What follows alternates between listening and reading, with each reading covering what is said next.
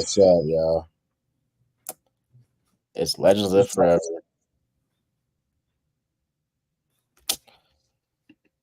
Celtics win 105-98. They're up 2-0. I'm MJ. It's my guy Kobe. I had Mavs in 5. In Yeah, 6. Mavs in 6. This look. Can we let's do a disclaimer first, right quick? Because this looks bad. This looks bad because we both had the Mavs, and we have a Celtics fan on here who had the Celtics in 5. So let's do a disclaimer. P is on his way back from Africa, y'all. So there's a reason he's not on here. We're assuming he's on a plane right now because he's not responding. But that's the disclaimer. We didn't just kick him off the pod because the Celtics is winning and stuff. Nah, he's just actually unavailable. this looks crazy. Is unavailable? Best believe when he get back, Chris Watkins would be on this John talking crazy if he oh my god, bro. I ain't waving no white flag, but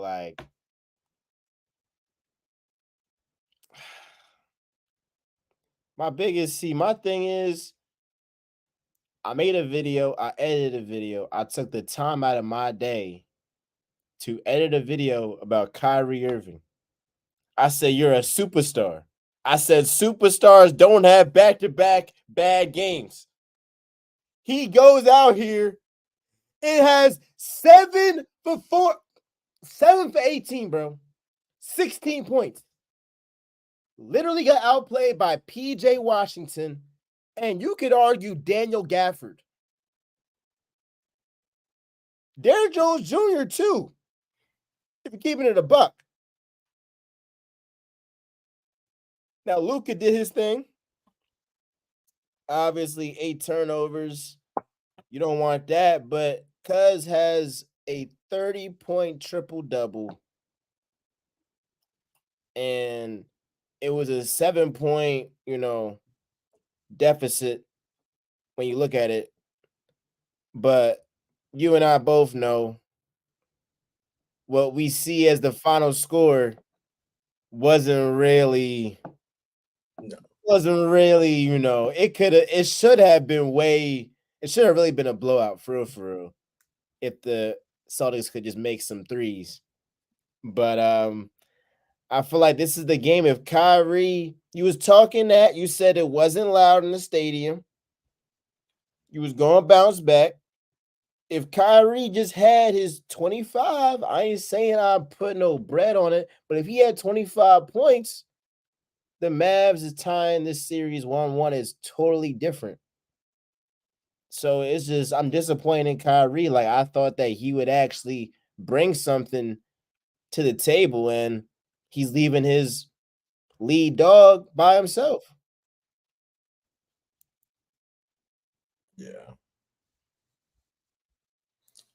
Yeah, this is I'm looking at the box score right now, just kind of trying to piece together what the hell. Yeah, I'm on the Mavs side right now, just looking at that. I guess my first question to you is do you feel like the Celtics won this game more, or do you feel like the Mavs lost this game more than the Celtics won it? Is this more about the Celtics or the Mavs? Yeah, man, I think this is twofold, right? Because the hard part about this is when you look at the Mavs game as a whole, and what's really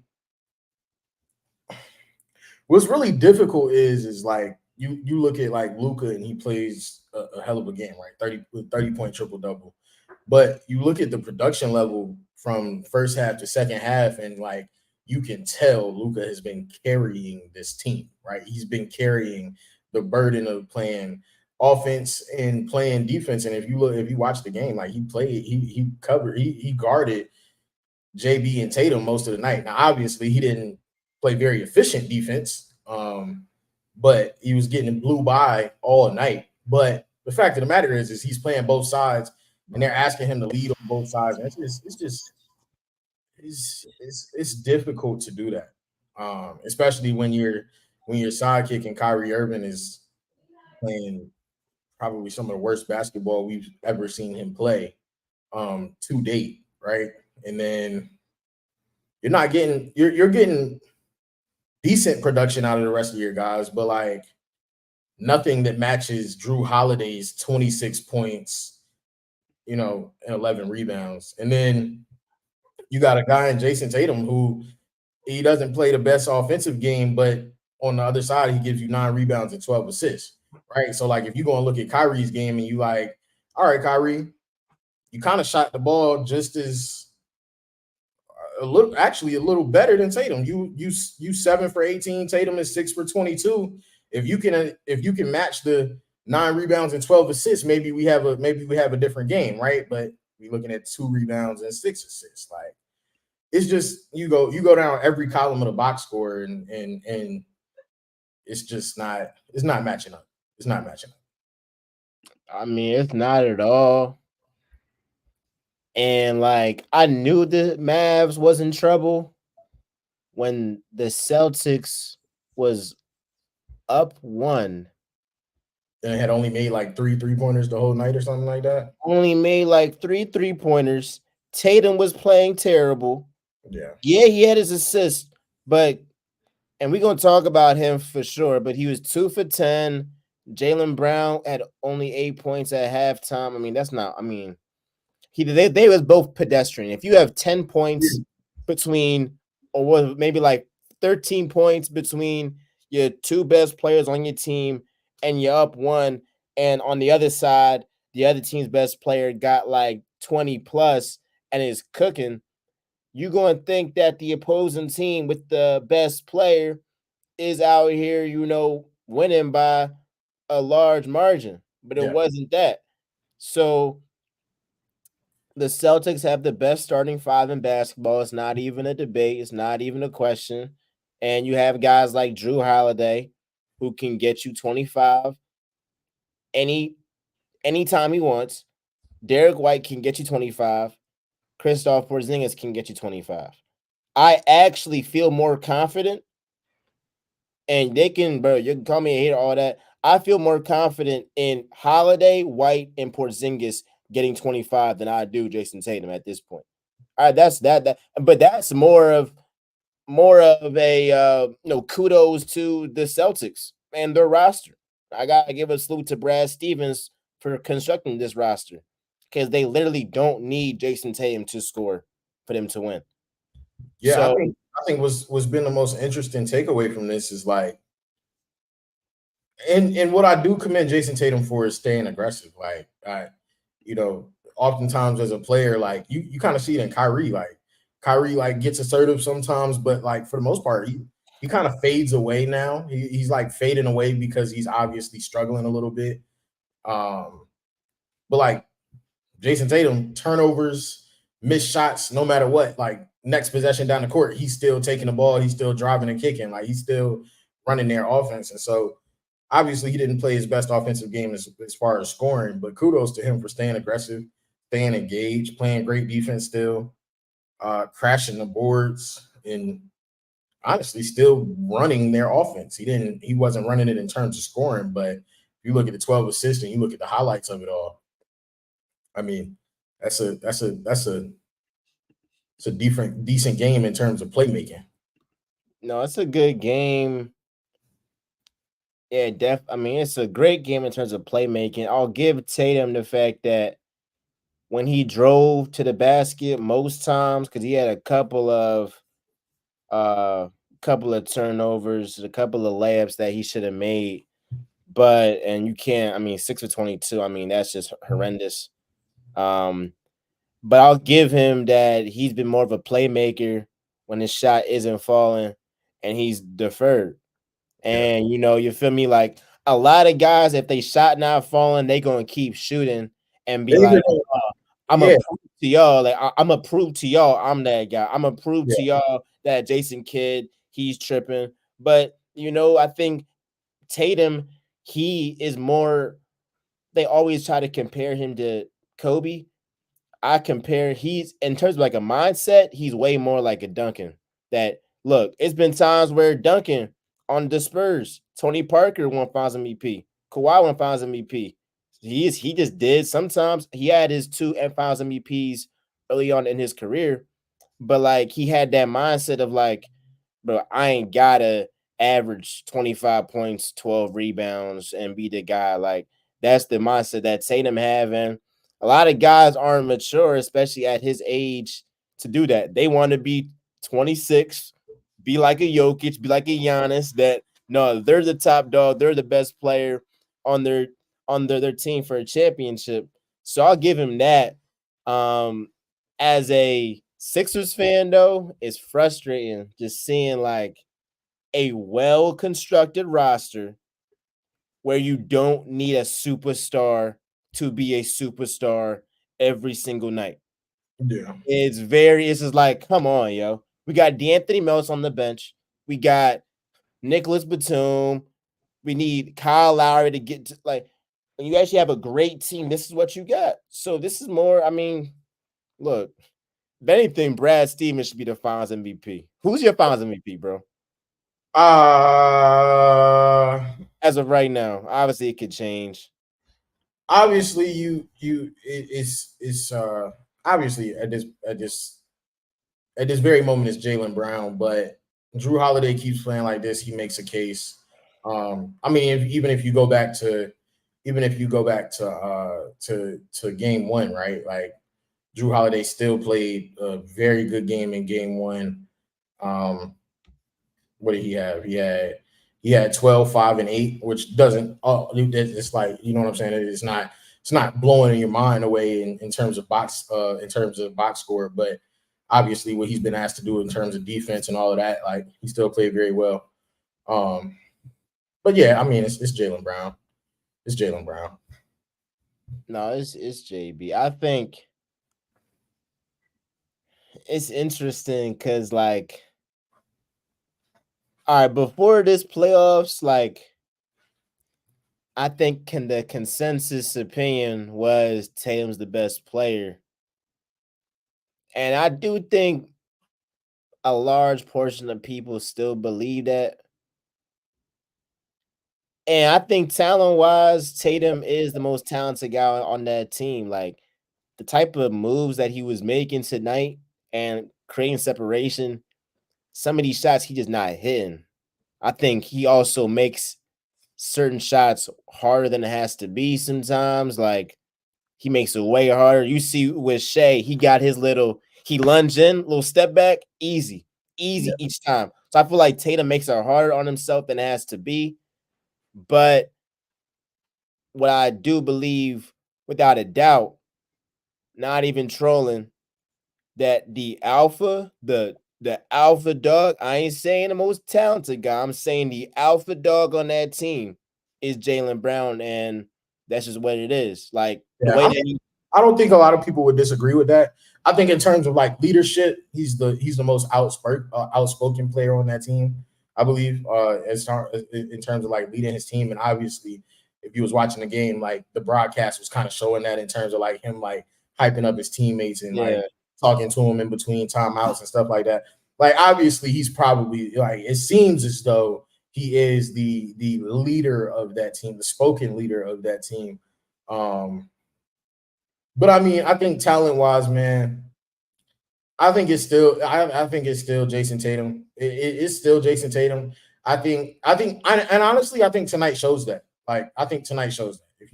If you watch tonight, I think my favorite part about Jason Tatum's game is what we saw tonight.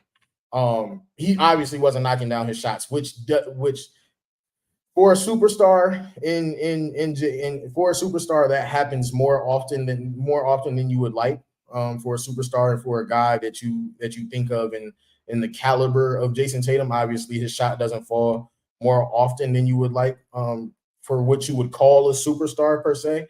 But I think the best part about him is that his game, well, maybe it's the best part about him and Brad Stevens is that they've created a team that helps him carry that load a little bit, but also he still gets his teammates involved. I like that he still plays defense. I like that he still crashes the boards. I like that he's still a playmaker. His shot's not falling. I think it's too easy for a player his age to, like you said, force shots. I think it's too easy for a player his age to fade away into the background. We talked about that a lot with Anthony Edwards. Like we seen his shot wasn't falling and he just kind of faded away into the background. And it was like, yo, like you still got to lead your team. You got to do something. Like that's your team. And so I think in terms of everything that we saw, like tonight was a great example of why Jason Tatum is who we think he is. Yeah, he didn't score the ball the most efficiently. He had 18, but he also had 12 assists, 9 rebounds. So Yeah. I mean, it's a luxury that Tatum had. I don't know if it was, I forget if it was a turnover or a missed shot when it was a 5-point game after they cut it to 5. It was like less than 90 seconds left. And then Kyrie passed the ball to PJ Washington. And then I don't know if that was a rim, if he was blocked by the rim, PJ, or it was a combination of, Derek White and Jaylen Brown getting to it. But it's also like not only do you have guys in Derek White who hit 4 threes today, but he also is a great defender. Jaylen Brown, multiple times locked up Kyrie Irving. I would have never thought I would have ever said that. Ever said that.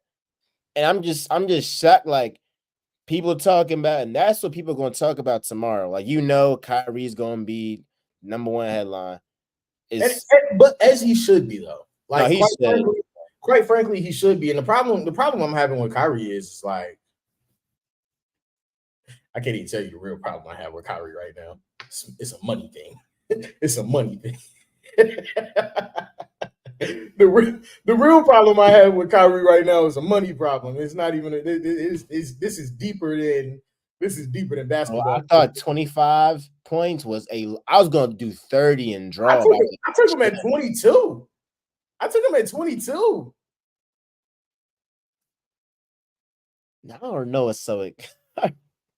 What's up? I don't know. Like, and this is now what 0-13, 0-12. It's around. It's either 0-13, 0-12. But since he stepped on Lucky, he hasn't been too lucky. No cap, to say the least. I mean, this is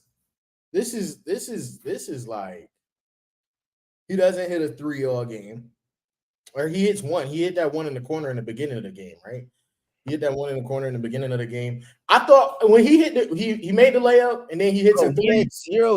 He's been 0 for 8 from 3 this whole entire series. Hasn't made a 3. I guess his foot was on the line or something. But he makes the layup and then off the inbound he hits the shot in the corner, like in the first quarter. He hit that shot in the corner in the first quarter. He talking his talk to the crowd. I'm like, Boston got to call a timeout. I'm like, we good. It's a great day.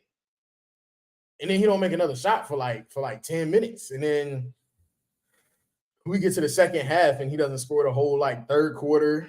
Gets to the free throw line, makes 2 free throws, hits 2 more layups, and it was like it was over by the end, bro. But like,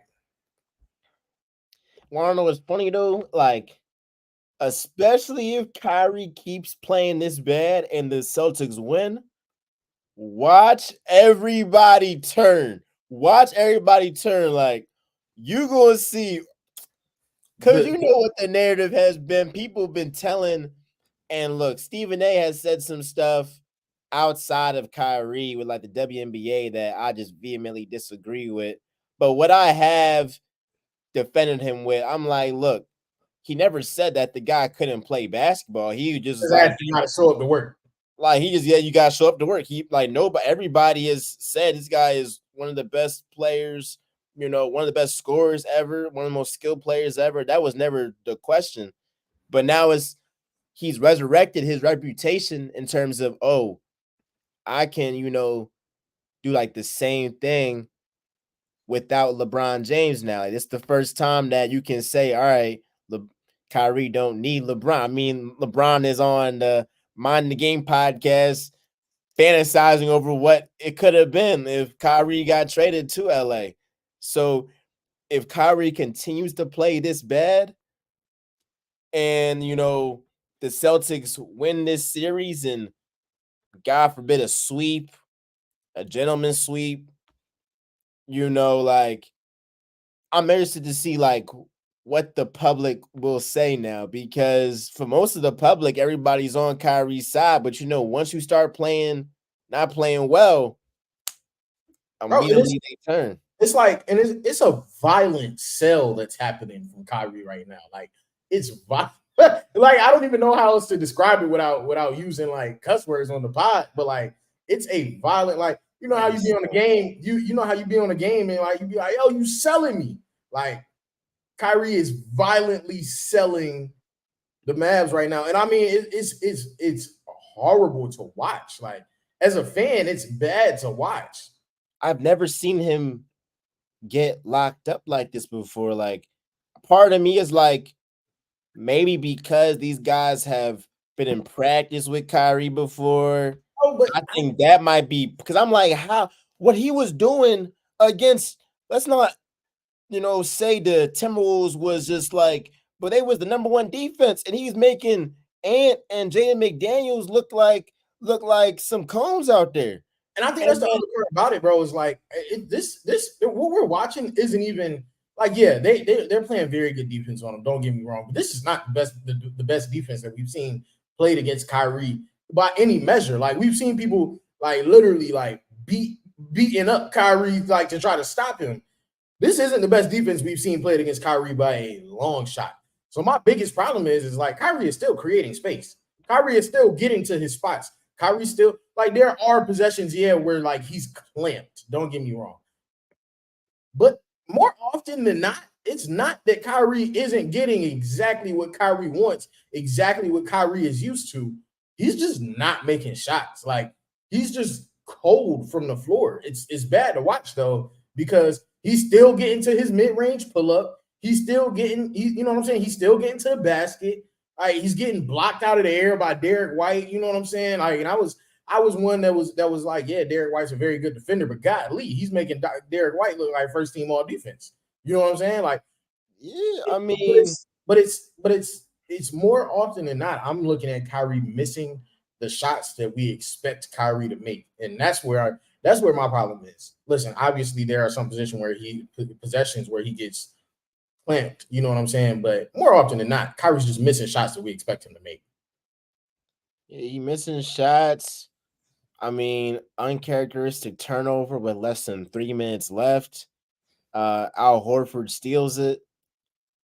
I'm like, and you needed that one. They ended up coming back from it. But shout out PJ Washington. I feel like he played a great game. I thought he was going to shoot the lights out from 3.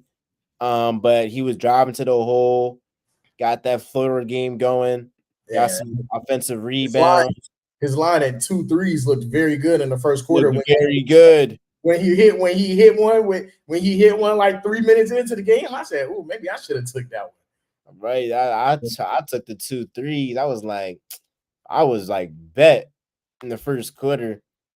But I'm like, I knew my ticket was cooked though once I seen Tatum when he had like, because some things you just have a feeling like you just know, yeah, it's cooked. Like some players, the way that they start out a game, you like, yes. With Tatum, it's like for him to get 25 plus, 30 plus, he has to start off the first quarter, and he has to end it rather. He has to end the first quarter with like 9 points minimum. He's not finna go out there, have like 2-3 points in the first quarter, and then nah. I feel like he's got. I disagree with that. Because we've seen where like randomly in third quarters or fourth quarters, he goes on like a 9-point shooting, like 3-point shooting spree where he just knocks down 3 of them back to back. And it's like, yo, where did that come from? You should have been shooting like that all game. We've seen him do that before. When though? The only time I remember him doing that was he did that to my Sixers. I remember that. He did it to the Heat a few times. He did it to the Heat. Hell, he just did it that other night when he had 36. Like he was playing a decent game before, but then they got the overtime. He closed it out. Fourth quarter, he played decent. Third quarter, he played decent. That he had 36. That wasn't a great night from the first quarter, if I'm remembering correctly.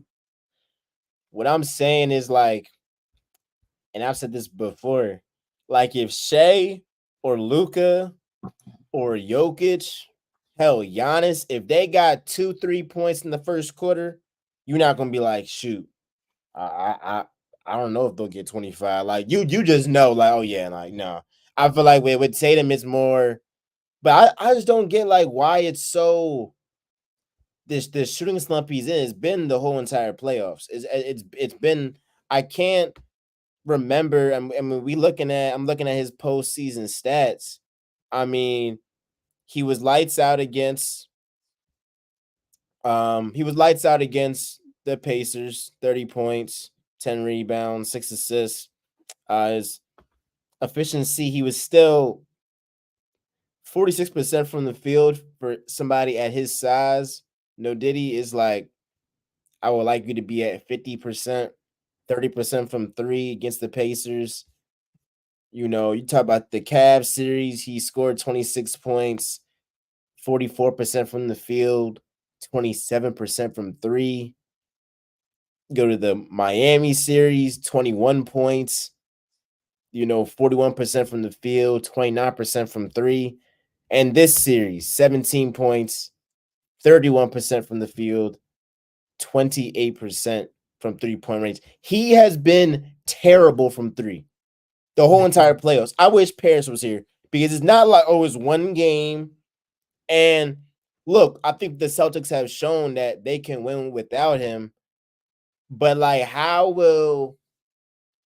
I'm interested, how will Tatum be remembered if he is this third best player on his team? Even if there could be a case that he's second best right now, there could be a case if you want to say the playmaking and all of that. I would still say that today it was Drew was the best player tonight. Then it was Jaylen Brown, then Tatum. But like, how will Tatum be remembered I can't. if the Celtics win, but he's clearly not their best player?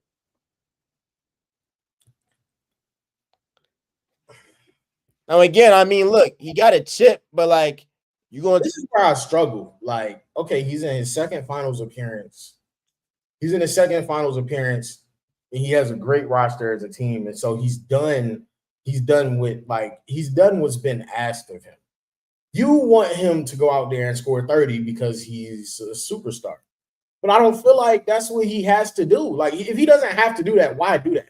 And this is where my problem was, like, and we was texting about it, but like having a conversation about it is different. If he went out there and forced shots, you would blame him for that. So, like, okay, they win by 7 tonight. Hold on. They win by 7 tonight. If he goes out there and he shoots 6 for 22, which isn't by no means is good, and I'm not defending that. But what I am saying is he realizes he's shooting bad, and he goes out and has 12 assists and 9 rebounds, and he's commanding the offense. The offense is still ran through him. So he decides, all right, obviously I'm not shooting well, so I'm going to do something different to help my team win. To be quite frank, that offense, they won tonight because he commanded and ran the offense. So, okay, it didn't come tonight by way of scoring, by way of shooting virtue, but he still commanded and led that offense. So, like, my whole question to you is like, if he went out there and played like a young dumb player and forced shots and did whatever and just said, I mean, and he still got 22 shots up. So if he shoots 50% tonight, like they win by 15. It's a blowout. It's a blowout. You see what I'm saying? So I'm kind of like, they still won the game, not comfortably. You know what I'm saying? Not comfortably, but like they still won. And as a team, they shot horrible. The only people with multiple 3-point makes was Drew Holiday. He had 2, and Derek White made 4. As a team, they shot horrible tonight. But if it wasn't for his playmaking tonight, they don't win the game.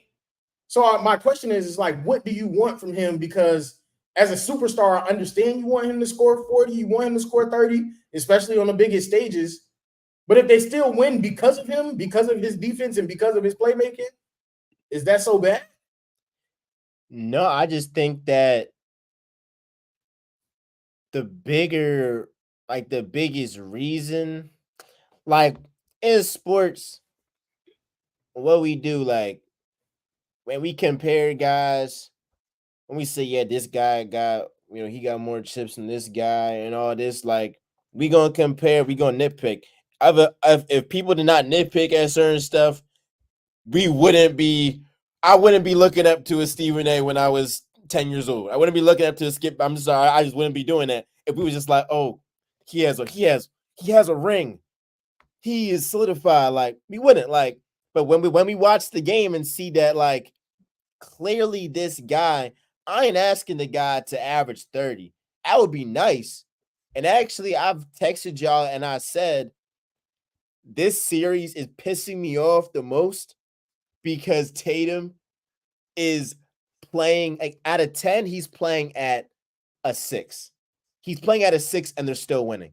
And that part is pissing me off because I can't even like fully give the respect if the Celtics win. I can't be like, all right, like, and I know Paris will like be here, but I just don't care. Like, I can't give him the ultimate respect versus if he was like, you aren't even saying you got to average 30, but like, can we get like at least 45% from the field, 25 points? Like, I mean, Steph, he won Finals MVP. I mean, he did not win Finals. I'm sorry about that. In 2015, Steph averaged some Finals MVP stats. They gave it to Andre Iguodala, but like you could tell, like yeah, Steph, he came through when he had to come through and all that stuff. And all I'm saying is, I would respect him more if Tatum was like playing at his apex level, playing at a level that we know he can play way better than he's playing right now, and the Celtics win. Versus like he's not playing as well as we know that he can play up to, and they still win. Like that's my thing. I'm like, I get what you're saying, and like I don't disagree with you in most that you're saying. I just think like I think the game is so like I think the game. Okay, I think when you have a team like the team that the Boston Celtics have, I think the game becomes so much deeper than can you score 30. I think that's where I'm coming from. I think when you have a team like the Boston Celtics have, the game becomes so much deep. For a superstar like Jason Tatum, the game becomes much deeper than can you score 30. Because we know you could score 30. We know if you switched Luka Doncic and Jason Tatum and you put Jason Tatum on the Mavericks, like Jason Tatum would still score. Jason Tatum would find a way to score 30 if he were by himself. And I think that's kind of what I was talking to you about flow the other day, because I believe that if Jason Tatum were by himself and he had to score 30, he had to do this, he would. I think he would. And also, if you really go back and watch he's taking shots though. Hold on. This is what I'm saying. Just hear me. If you go back and watch young Jason Tatum's playmaking was not this. Young Jason Tatum's defense was okay, but it wasn't this. Jaylen Brown was the defensive star on that team, and Jason Tatum scored the ball before they had this team filled with apex predators. Now we have this team where like you don't have to score 30, Jason. Just make sure we don't lose. Hey, Jason, just make sure you go out there and you don't mess it up.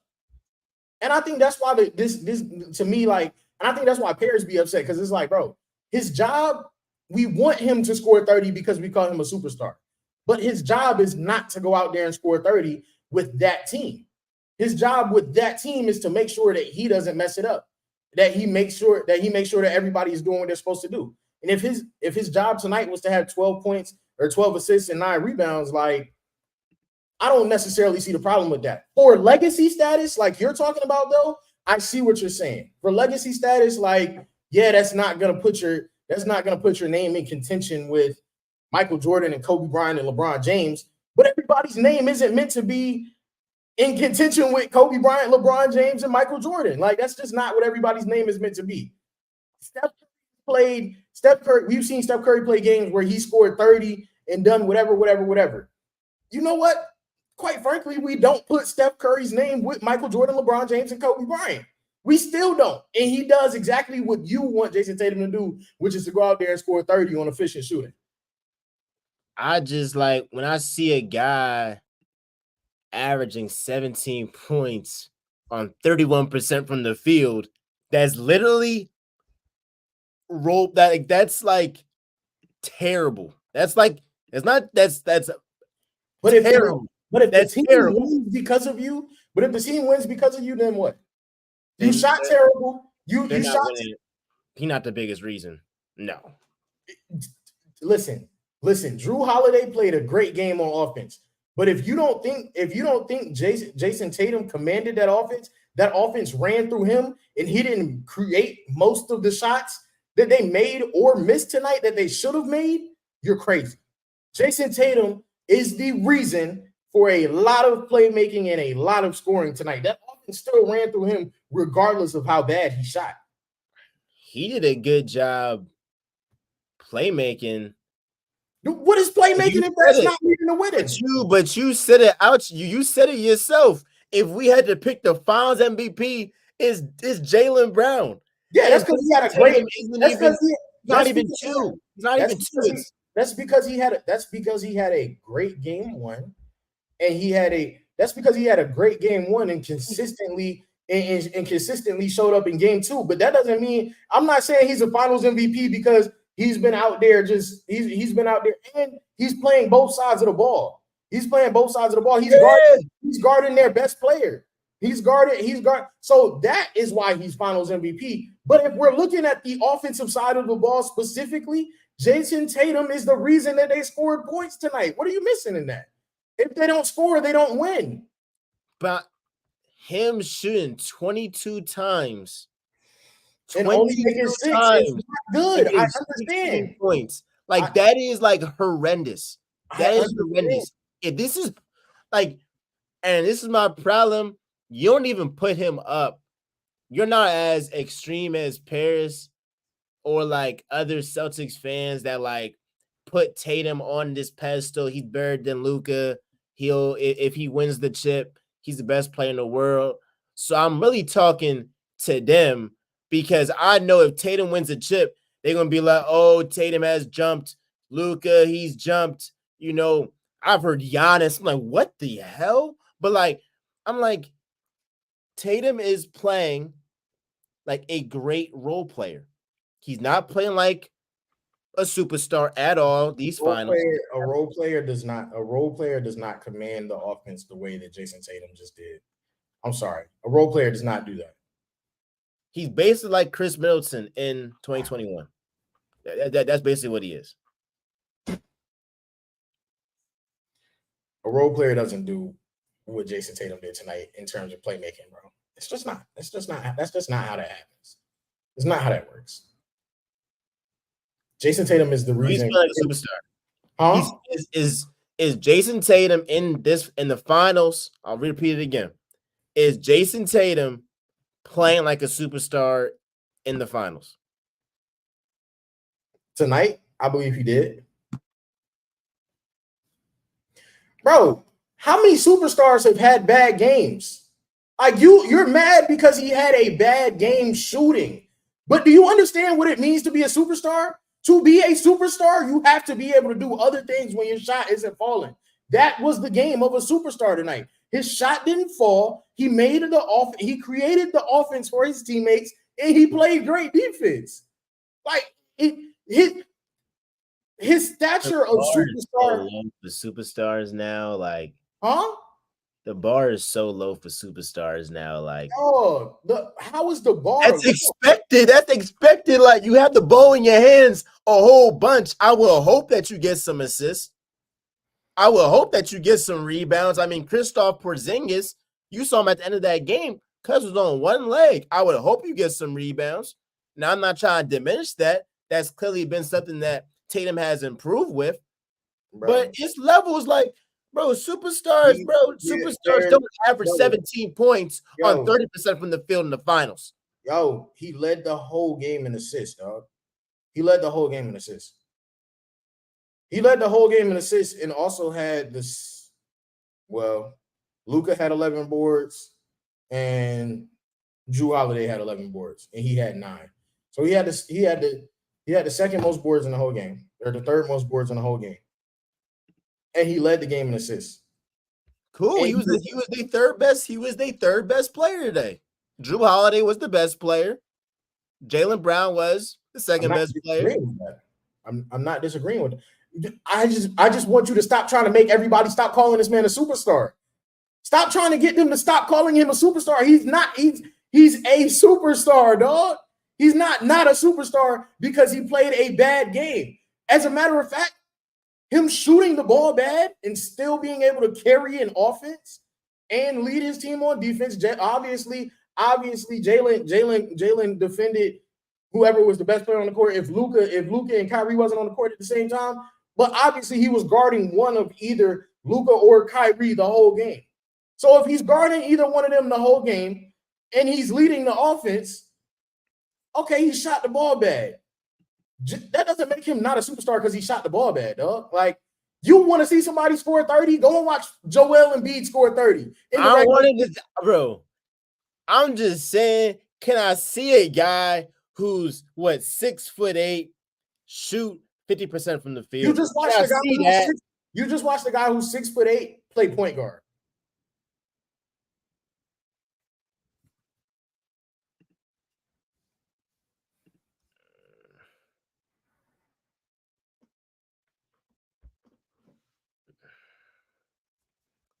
I just know it. This is why this gets me so mad, because I know what's going to happen if the Celtics win. And what they say is on them. I'm not saying that. What I am saying is that just because he had a bad game and his shot didn't fall doesn't make him, for one, not a superstar. And because he played a very good game still offensively by leading the offensive charge for his team and by guarding one of the two best players on the court, or best offensive threats on the court, and by rebounding the ball, by crashing the boards, he still played a fairly good game. It wasn't great. It was decent, good, somewhere between decent and good. But like, that's not a horrible thing to have. He doesn't. If the masses try to put him in the conversation with Kobe, and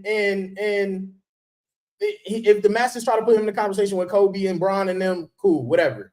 I'm not doing that. But that's not a bad thing to have, to be able to have 12 assists and 9 rebounds. Nah, I see what you're saying. I don't disagree. Like, I've been trolling for sure, and part of it may be because some money has been involved. So I do troll a little bit. Part of my trolling is frustration of other superstars that carry their teams to the finals. And you talk about the list of champions in the past, 10 years, this century, from Jokic to Giannis to Curry to Kawhi to LeBron, Duncan, like Kobe, whoever it was like the best player on the team, went ahead in the finals, showed up when it mattered the most. And like, Tatum isn't a complete no-show. He isn't a complete no-show, but it's like the shooting struggles. It puts me, I can't. This is why I hate the fact that he's playing like this and they're still winning, because no matter what I say, it's gonna be like, oh, you hating, they winning, whoa, whatever. Like, you always got something to say about Tatum, but it's like, well, he is benefiting from a loaded roster. Like, that's my biggest problem. Like, is that if he yes, matter of fact, yes, I would like him to have a 30-point night, 8 rebounds, maybe like 5 assists, something You would like feel that. better about Something that. like that, bro. Something like that. So I can go on this podcast and say, let me tip my cap. I just saw greatness tonight. And I was gonna tip my cap. Now it's just like, yeah, he did what he had to do. He was asked to, facilitate and rebound and no, that people don't watch this stuff. People don't watch this stuff for the superstar to do what role players do, play make and rebound. They watch the finals to see Tatum, who's supposedly the Celtics' best player, and Luka, the Mavs' best player, go toe to toe. And Luka is holding up his end of the bargain. You're not wrong. You know what the And difference Tatum is? is not. That's You're not why I wrong. get mad. You want to know? You want to know what? I agree with you. You're not wrong. But you know what the difference is between them and us? We have microphones. And this is why people say we shouldn't have microphones. Because you over here trolling and mad because you watching as a spectator. It's your job to commentate on the game. What happened in the game. Your job is to be able to objectively say, you know what? He didn't shoot well, but he still commanded the offense. He still played a respectable game and did what was asked of him to win. Now, if you can say both of those things in the same monologue, cool. But you don't do that. And that's the problem. Your ability to be able to say, you know what, bro? As a fan, I really want him to be able to go out there and score 30, have 8 rebounds, and have 5 assists. I really want to see him go toe to toe with Luka. If your ability to say that and then say, but you know what? That isn't what happened. He shot poorly, but as a player, he still did what he was supposed to do. If you was able to say that, I promise you, I wouldn't argue with you as much. Because part of your job as doing this, what we do in this podcast series, is to be able to do that right there. But you don't do that. You're mad because you're mad at talking about I would respect it if he went out there and he da da da da da. Yeah, but we don't care what you respect. What did you see? What the hell did you see on your TV screen tonight? I saw a phenomenal team. I saw a phenomenal team. And that's okay. Top to bottom. I saw what was true that they got 4 guys that can go get 25. Porzingis, Drew, Jaylen Brown, or Derek White. Outside Jason Tatum that can get 25 a night, and you're not gonna be like, oh, that guy had an out of body game. Like, we're not looking at the box score right now with Drew Holiday getting 26 and 11, being like, oh wow, he played out of his mind. Like, no, we're not. No, because that's what Drew does. That's what Drew does. And I look at the game. I saw Tatum drive to the basket. Kick out to Drew, to Derek White. Guys cutting in when he drives, he dishes out to them for easy layup. He wasn't a bum.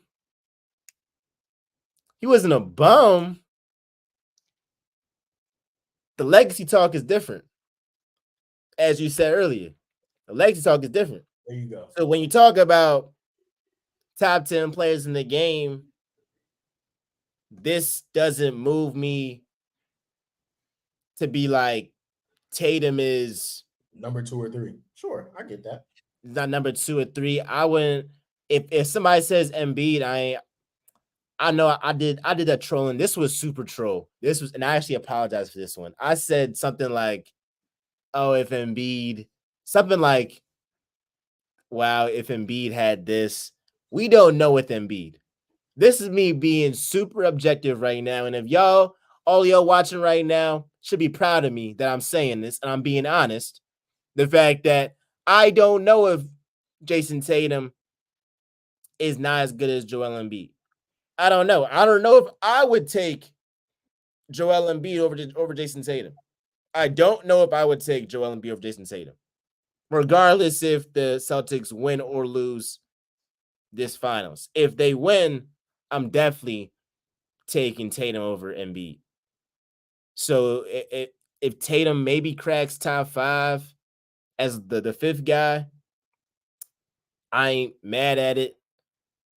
Obviously, there'll be some Sixers fans who will be vehemently against that and be like, "Well, if we had a good front office and all that stuff," but let's the facts are If we keeping it frank, if y'all had a good front office and y'all had every piece that Jason Tatum has on his team right now, it still wouldn't matter. And the fact of the matter is, the reason it wouldn't matter is because Joel Embiid wouldn't be healthy enough to play with him anyway. yeah, no, he wouldn't be healthy enough. That's just the sad truth about this the 7-3 monster that y'all have in Philly that can score from the damn parking lot. The fact of the matter is, even if it doesn't matter what they have on the roster, he's not going to be able to lead it because he's only going to play 45 games. That's just it. Yeah, that's just he's not going to be healthy, and I'll give him a pass this postseason because I don't think he choked. But in past postseasons, he's definitely choked. Like he's been the big man's James Harden. I mean, turnovers, inefficient. So I would trust if I had a game for my life in the playoffs, not the regular season, in the playoffs, I'm picking Jason Tatum. I'll say that. That's the most objective thing I can say. Now, I'm not picking Cuz over Curry. I'm not picking Cuz over Luka, over Jokic, over Giannis. And that's stamp. So that's really like what it is. I know, like for other superstars, if they win a chip, it like catapults them to like top 3 at least. Like with Giannis, that made him the undisputed best player in the planet when he won.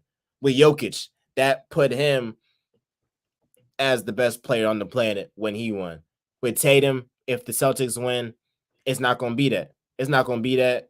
And I think a lot of Celtics fans believe that too.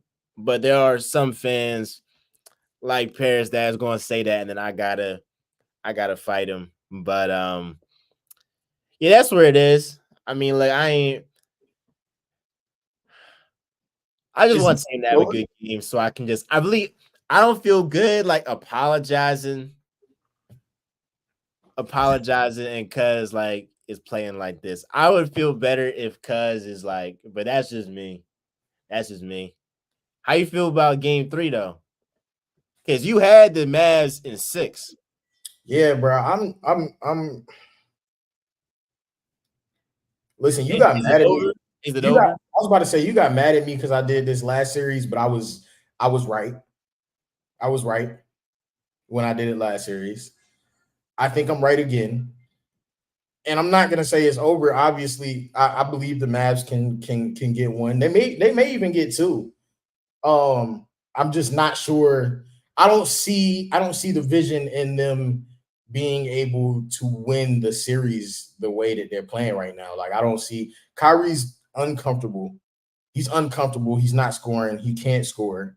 Luka plays great first halves, but and I said this and y'all hated me for it when I said it in the Minnesota series. I said, hey man, your boy is gassed out there. Your boy Anthony Edwards was gassed out there. Kyrie is playing, not Kyrie, Luka is playing great first halves right now. But his second halves, like he'll go out and he's going out and he's putting up, he's giving you 18, 19 in the first half. He's giving you 20 in the first half. But the second half, you can tell that his body is wore down, that he's tired in the second half. His level of production in the second half compared to the first half is not. I don't know what it's gotta be. What it has to be with Luka, because here's what happened this game. He got his points in the first half. Mm-hmm. He got his assists in the second half. Yeah, but I don't think we need the assist in the first half. We need everybody going in the first half. You need PJ feeling good. You need Gafford feeling good. You need Derrick Jones feeling good. Because we know, Luka, you'll get yours regardless. If Luka can just save his energy for the second half, that's literally what Kyrie did. Yeah. Throughout the West. He would literally dish, get everybody involved, and then come the second half, he goes berserk. That's the recipe. But if you have Luka draining all his energy in the first half, and then come the second half, he's gassed and he's like, yo, Kyrie, like, can you help me? That's what happened today. He was basically like, "Yo, Kyrie, can you help me?" And Kyrie was trying, but Kyrie ain't deliver. Yeah. No, I mean, listen, I see what you're saying, and I don't think you're wrong. But I think we can see the injuries taking their toll on Luka. Whatever they are, they're all taking their toll on Luka. He's obviously beat, right? And I think the other part is like I'm just watching him. I'm watching him. I'm just watching him hoop, like just hoop, like. And I think he's good enough. He's good enough to be able to still play make in the second half. I think that's without question. He's good enough to still be able to play make in the second half. I think when you go and look at his shots in the second half, he's still getting the same shots because he's good enough to get the separation. He's good enough to do whatever it is that needs to be done. But if you go and look at his shots in the second half, they're not bad. They're not bad shots. They're just all short. Like And he's gassed. he's gassed. I don't know what you. I don't know what you. I don't know. I don't know how you make that how you translate that to winning. Um, I think the other thing is like it's been hard to get his bigs involved. Listen, Daniel Gafford and Derek Lively, like they were the key to running through the West. Like they ran a muck through the West, right? Like we saw the first lob of the whole finals tonight, and it was like it went to Derek Jones Jr. on a fast break, like backdoor cut, fast break. He gets He an was easy, doubled. Luka was doubled. yeah, he gets an easy one, right? But like the production level from Derek Lively and Daniel Gafford, obviously Gafford played a fairly good game tonight. But the way that Luka has been able to get them involved, not seeing that either. Like all of the recipes to success that we saw them have through running through the West, like we haven't seen any of it. Other than Luka scoring the ball, like other than Luka making great shots in the first half, all of the recipes that we saw them use to win through the West, like we're not seeing any of it. And I I don't know mean, if they can find it. Joe Mazzulla, I'll give him credit. I've been highly critical of him. As of now, he's proven to be. Pains me to say this. Yeah. No, go ahead and say that. Go ahead and say that. Go ahead and say that. Go ahead and say that. Because I was critical of him until you started wilding up. You started wilding and I had to Wasn't jump a off. while. I was just saying, like, he not a top 5 coach. Yeah, but I mean, Like, he might have to. I still got Ty Lue, Spo, Mike Malone, those guys over him. He might be creeping like tops. He's entered that like an elite coach if they win this chip for sure. Because the game plan against Luca has been superb. The game plan against Kyrie. Now it's to be determined if he's just missing these open shots or if it might be a mixture of both. Of he's missing open shots and they're playing great defense. But I mean, look, it's a make or miss league. Like, you judge by if these guys make or miss their shots. And, I'll give Joe Mazzulla his credit. He's coaching this finals like an elite coach. Are you gonna clip that and make that a reel? I'm gonna remind you to do it tomorrow. I'm gonna remind you to make that a reel tomorrow because I know how bad that hurts you. Yeah. No, it's all good. I mean, he's coaching very well, man. He's coaching very well out there. I don't listen. Is it over? Nah, I can't. Nah. Now I'm with this ship until it sinks. Unless it's 3-0, I am not waving the white flag. I don't care. As long as, because look, I'm like, if the Pacers, and maybe this is what it is, and maybe this is how I, was fooled to thinking that the Celtics were just some chumps that the Mavs were going to roll over, because clearly Mavs in 5 was flat out wrong. But I think I got caught up into, they're playing it close to the Heat, they're playing it close with the Cavs, they're playing it close with the Pacers. We've been trying to tell you about that. But in reality, they were just playing to their competition. That's what they were We've doing. been trying to tell you that. Nah, maybe you. I don't know what Paris was. He was like, "Oh, it doesn't matter all that stuff." But and my thing was, if you play down to your competition, who's to say you can just flip on that switch? Well, they've definitely flipped that switch. It looked nice. They look nice. You all right? You all right? Honestly, you know what? We need Paris back because I don't think you would say any of this if Paris was here. You would have to troll because you couldn't give him the benefit of feeling this good about his team. And maybe that's what I got to start understanding about when Paris is here is that Now you when he come back, because like I will not give Tatum. I'll give him good pass, good board.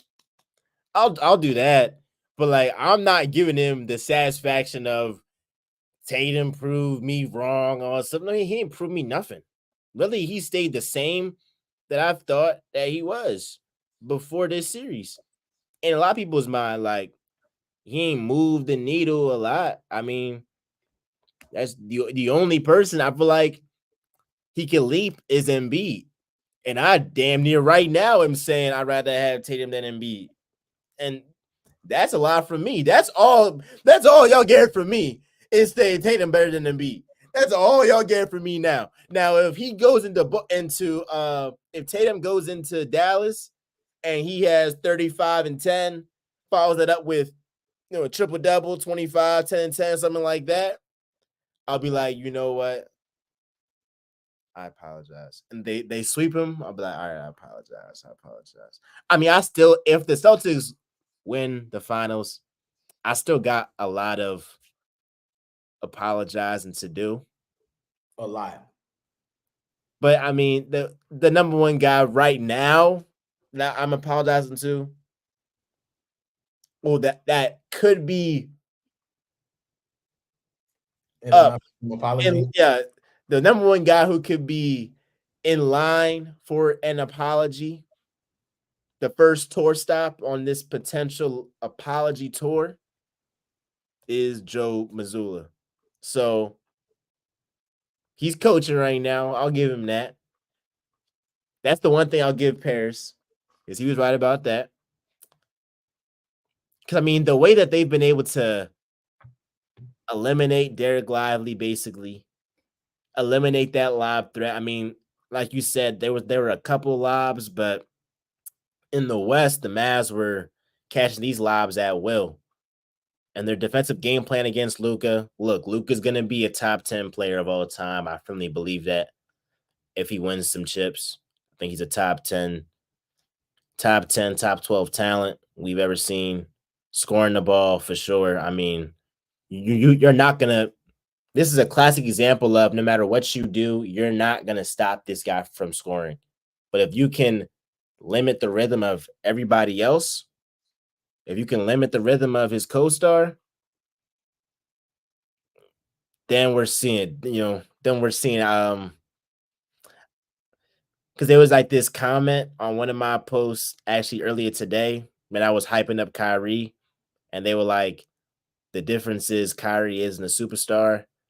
And I know how this goes with the trends that's going on now. People he gonna be like, I told you so, all that. Uh it's just a little bit different when you have, I still believe Kyrie's a superstar, but like this is a classic example of a guy in Luca who is a super duper star, and he's playing like one. I mean, there's nothing I can say about Luca. He's been the best player on the court. I obviously like the turnovers. I like them to be down. But, this man's a one-man army right now. A one-man army. But I suspect in game 3, there's going to be a lot of people tomorrow. There's going to be a lot of people this week that are what? Going to jump off the Mavs bandwagon. They're gonna be like, "Oh, it's over." I don't know how the Mavs can win, but I'm gonna be one of the only people that's standing 10 toes. It's standing 10 toes. So I'm not gonna fold. Not gonna be like, oh, it's over, guys. It's over. Oh, no, we're not doing that. We're not doing that. Because I firmly believe that Kyrie Irving will play much better in game 3. He's got to. I got too much respect for the guy. Now, I'm not gonna make a whole post. I mean, I might have to. You might have to. I'm like, Kyrie, you can't embarrass me. I went on a limb. You can't embarrass me like this. Like, not again, bro. If I do this again, if I make a clip, you can't. Oh, literally, he got 7 for 18, cuz like, man. Yeah, I don't. I've never seen Kyrie play like this before. It's wild. I ain't never ever seen you act like this before. Hey, last topic where we head off. I know everybody's gonna be talking about this tomorrow.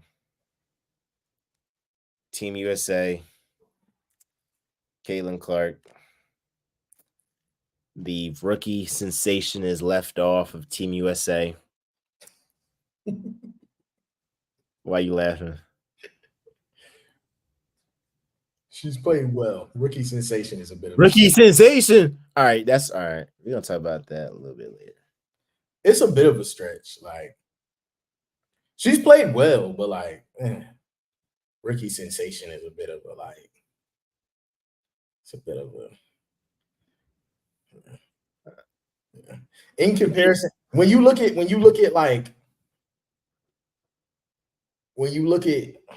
I would say Candace Parker. That's not fair. I'm just saying, when you look at rookie sensations, she's playing well. She's not playing like, oh my god, rookie sensation. Like, oh my god, we've never seen this before. You wonder where it is, bro? It's the fans, bro. It's the fans, and maybe as part. People have labeled me as like a Caitlyn stan. I feel like I'd be like, you be. Go ahead, bro. I'm like medium. Like, you be going hard. I still got a pre going hard though. Like, it be a little egregious sometimes. Like, you be wilding. All right, bro. She's good. She's Caitlin Clark. Well, like, all right, well, maybe this might be the reason why. Do you feel like she should have been left off of Team USA? Because I don't. I'll say this. I'm not sure that she should have been left off, but I'm not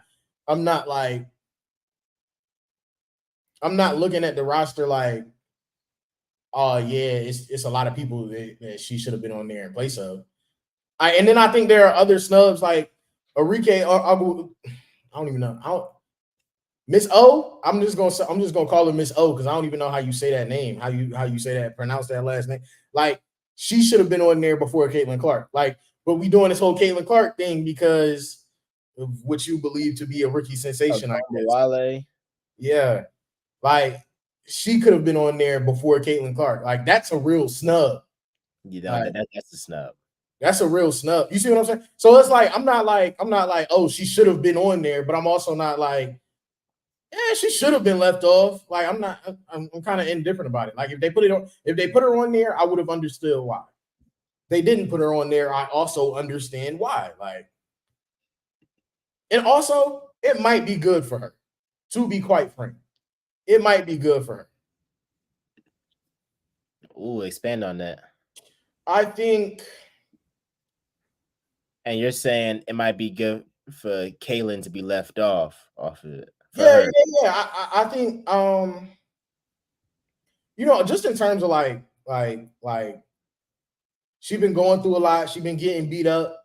You know what I'm saying? She just came off of a run to the national championship. You know what I'm saying? Like it's a lot of basketball being played recently in her life. Like it might be good for her to catch a little win. You know what I'm saying? She might come back and turn into a rookie sensation because of it. Maybe. I don't know.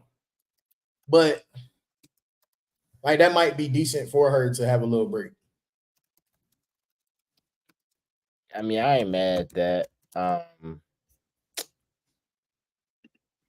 I think like I definitely believe she was a snub. Uh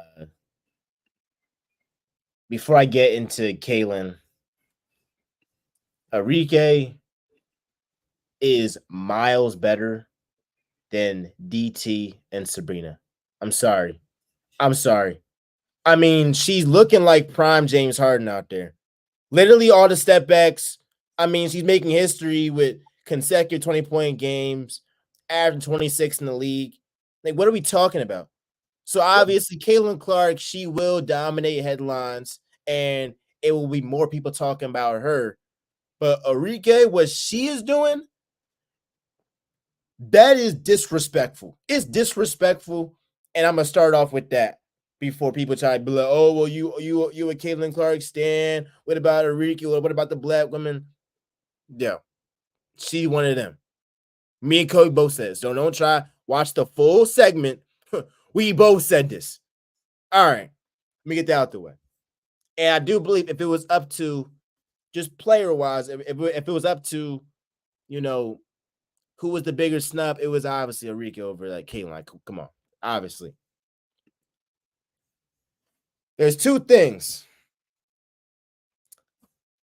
One, I believe, marketing wise, if you want the women, if you want women's basketball to be a global superpower, which I believe that it can be one day. Obviously, it's gotta, you know, do what's gotta do in the US. But if you have Caitlin Clark on the global stage, do you know how big that would be? Like it we would literally be talking about her as maybe like the number one headline. Might be two, maybe two to Team USA, like the men. Maybe two, but probably two because you got Steph, you got Bron, like all right, you got all of them. But she'll be a top three story in the Olympics if she was on there. And this is an Olympics with Simone Biles, with Sha'Carri Richardson, with Katie Ledecky, with Sydney McLaughlin. Like you really got some real heavy hitters, across all sports. I think Kaylin would be a top three storyline there. So you could definitely go the game from that. You can build off that going into next season. So market, talking about growing the game, it's not even a question that I feel like they dropped the ball there. Now, game wise, So how do you justify putting her on there? When you look at the roster, where do you justify putting Caitlin Clark? And I get what you're saying about Diana Taurasi, but I honestly just believe Diana Taurasi is one of those like she Brian. if there is an Olympics and she wants to play, she will be on the team. So like you can make the case however you want for Caitlin Clark against Diana Taurasi, but I think the case is made that it's like if Diana Taurasi, if DT wants to play, she will play. Like I don't think so, which is where I think like your argument for Caitlin Clark over DT is kind of null and void. That's like I saying, never said that though. I never said that though. Not over DT. I'm not. Now look, I do think DT's old ass needs to hang it up and let somebody else. But I'm not even saying DT over Kalen. It's a difference. I think Enrique should be over DT. I firmly believe that. Now, DT over Kalen, I'm not that far yet. Here's somebody who should have. Sabrina. Right now, it's a hot take. Don't care. I think Kayla's better than Sabrina right now.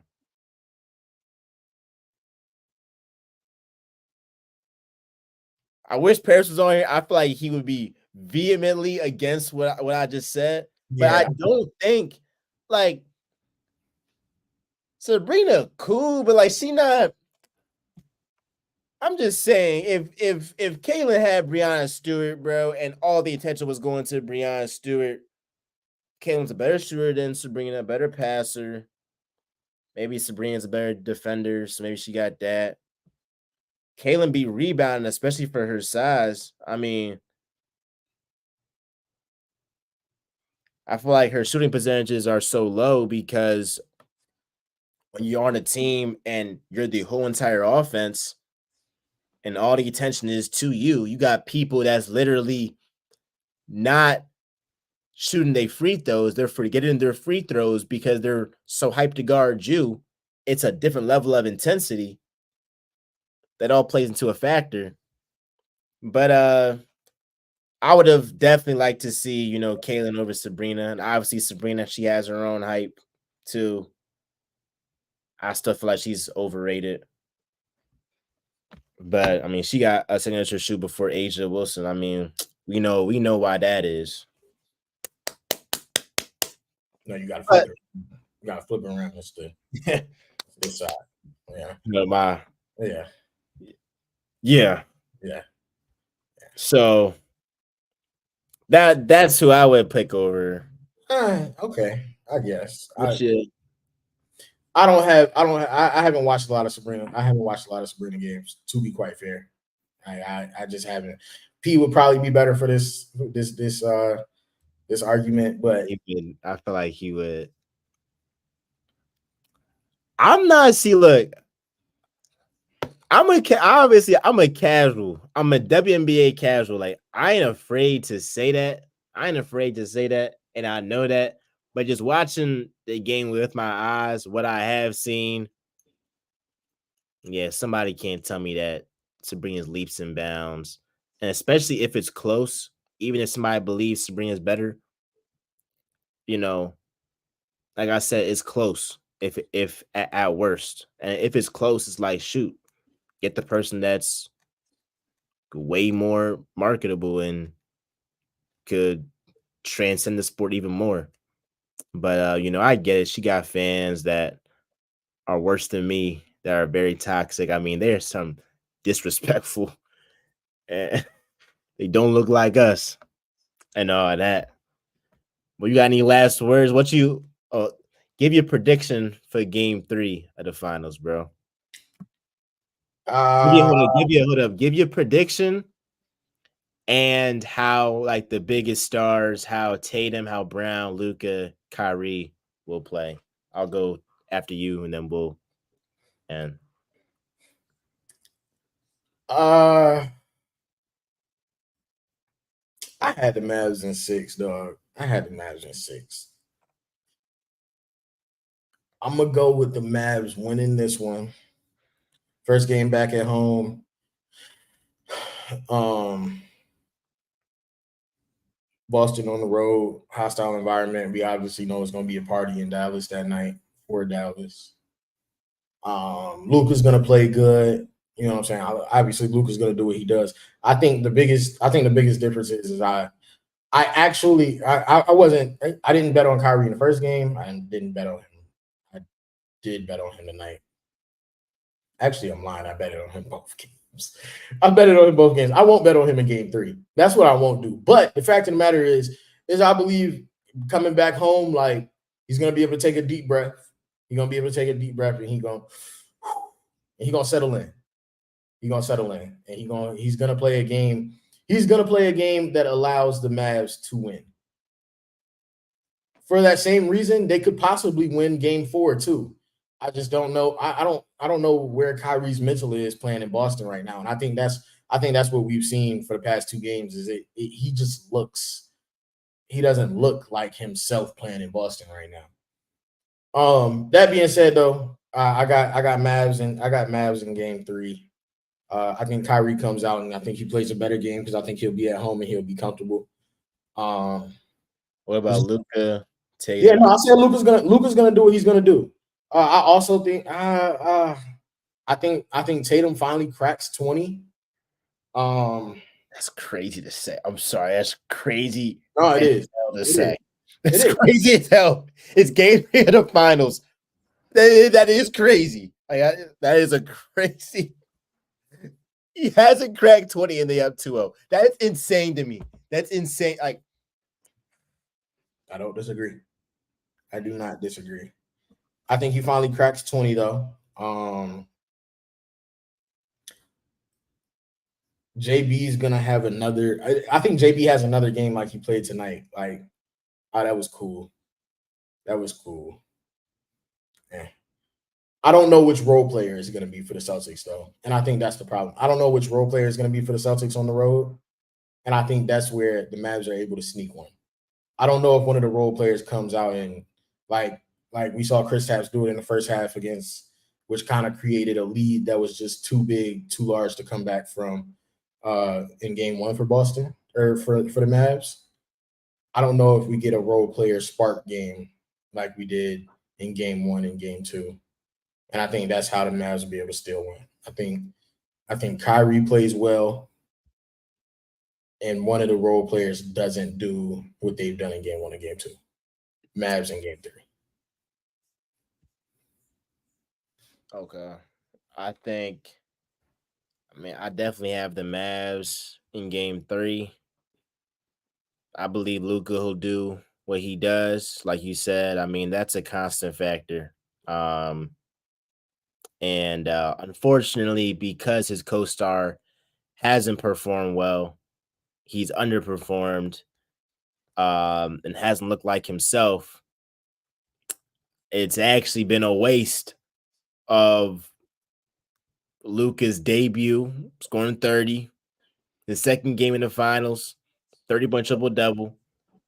Unfortunately, that's under the radar because Kyrie ain't doing what he's supposed to do. I don't think so. I think we are all watching the sensational game that Luca is playing. I mean, even back to game 1, I don't think it's under the radar because even back to game 1, then they cut the lead to like I think the lowest it had gotten was like 7 or 8 at one point. That was because of Luca. Like that was because of Luca. I think in both games though we've just seen because the co-star hasn't shown up, he's been gassed by the time the second half comes around. But I'm sorry. Go ahead. Continue. Yeah, maybe under the radar ain't the best word, best phrase, but like just the fact that it's basically being wasted. What I'm trying to say, Yeah. Luca, his play is constant. We know he gonna play well. Um, Kyrie, I have to believe like I I feel it's gonna be a lot of people that switch up on Kyrie. It's gonna be a lot of people come tomorrow morning or come this week before game 3. That's gonna be like, hey, Kyrie, you're 0-12 against Boston. What happened after you stomped on Lucky and all this stuff? And it's gonna be the popular thing to do to crap on Kyrie. He told the fans it wasn't that loud in here, and he obviously didn't back that up. Uh, but I think too highly of Kyrie, especially a guy who's won a championship, that he's not going to deliver. I think he'll get 25 plus points. I think that he'll go berserk from 3-point range. And I think that, he'll support his guy, Luca. I like a guy like PJ Washington to catch fire from 3. He's already been, playing pretty well this series, getting to the lane and all that. I see a couple threes from, Derrick Jones Jr. And for like a Mavs team that hasn't shot over 26% from 3-point range this series, I think when they go back home, they're going to catch fire. So I believe in that. I think Tatum. I think he I cracks it. think I think Tatum will crack 25. Like if he doesn't, it's just like, come on, dog. Like I'm just sorry. Like yeah, the OG's gonna be like, hey, scoring ain't everything. But god damn it, you a superstar top 10 player in the league for most of this season. Ain't been playing like a top 10 player these playoffs, in my opinion. Some people might disagree. But Like, goddamn, dog. Is game 3 now? Can we get something? Can we get this? Is why my line brother texted me. He was like, bro, like this finals, like, doesn't feel like it has any aura to it. Like, and It I doesn't, agree with it him. doesn't feel I like agree with him. it doesn't feel like what we all expected it to be. Like I thought it was gonna be like, I think we was all expecting like fireworks, and we have gotten disappointment. Like I don't even care at this point. Like obviously we have to pick like a series winner because like it's what we do. But like nigga, I don't care. I just want to see great basketball. that's what I see. Right now, I'm not seeing great hoops. Like we're not seeing great hoops. Not like to 7-point, deficit. The Mavs lost to. I mean, we all know it could have been 10-15. Really, This is the thing, like that's like I was saying earlier, bro. Like the fact of the matter is I don't agree with you or I don't disagree with you from a fan standpoint. Of course, I want to see Jason Tatum have 38 and 5. From a fan standpoint, of course, I want to see Kyrie and Luka both put up 30 points with a triple double. Obviously, now a triple double from Kyrie, like not exactly what I'm expecting, but of course, I want to see 30. You know what I'm saying? 7 assists and 4 boards from Kyrie. Like, of course, I want to see that. I just think as a fan, sometimes like I'm like, bro, like, yeah, I get what I want to see as a fan, but for the sake of the pod and for the sake of like calling what we seeing in the game, like that's different than what I want to see as a fan. But as a fan, like I'm not happy about what we've been seeing because I fully expected that. Yeah, obviously we know the Mavs as a team is not better than Boston, right? But like obviously we know Boston has the best starting 5 in the league. Like we know that. But I fully expected Kyrie and Luka to get on that horse and carry their team to like, you know what I mean? Like I fully expected them to get on their horse and like even you think back to like LeBron and Golden State days, like this you was know the what I'm saying? game, though. Like it was like but even you think back to that and like you know what I'm saying? It's like, bro, yeah, they got swept. Yeah, we know they probably gonna get swept.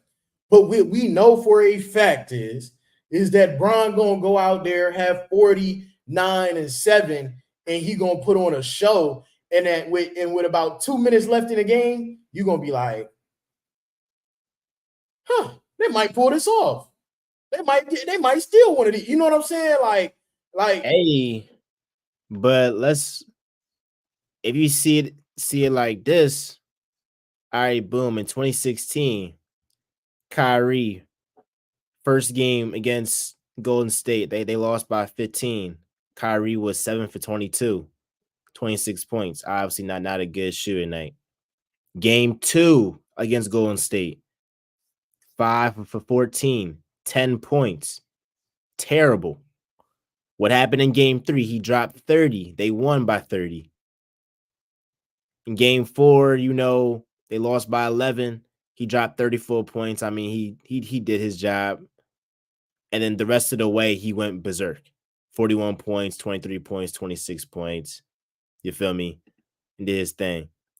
So what I'm going to lean on is the fact that against Golden State in 2016, he ain't have 2 great games in game 1 and game 2.